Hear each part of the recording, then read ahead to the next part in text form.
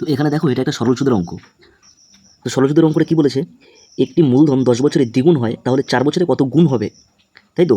তো এই অঙ্কটা অনেককেই ভুল করে দিয়েছে, অনেককেই ভুল করে এই অঙ্কটা। তো চলো দেখো এই অঙ্কটা কী করে করছি।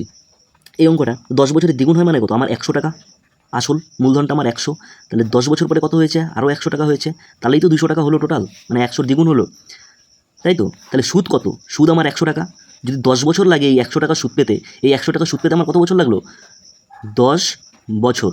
এই 10 বছরে 100 টাকা পেলাম, তাহলে 1 বছরে কত, নিশ্চয়ই 10 টাকা পাবো। 1 বছরে কত পাবো, 10 টাকা। তাহলে এখানে 4 বছরে কত গুণ হবে, 4 বছরে কত গুণ হবে বলেছে, কিন্তু 4 বছরে কত টাকা পাবো, ইন্টু 4 মানে কত, 40 টাকা পাবো। অনেকে অ্যান্সার করে দিয়ে আসবে 40, কিন্তু ভুল হয়ে যাবে, তাই না। এখানে তো বলেছে কত গুণ হবে, তাহলে আমার আসল কত ছিল, আসল ছিল আমার 100 টাকা। 100 টাকার সাথে যদি 40 টাকা যোগ করি হবে কত, 140 টাকা। এটা আমার 140 টাকা হলো, কিন্তু কত গুণ হলো আসলের, আসলটা ছিল হচ্ছে 100, 140 হলো, তাহলে কত গুণ হলো, এই 140কে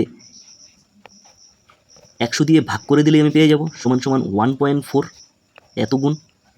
ক্লিয়ার?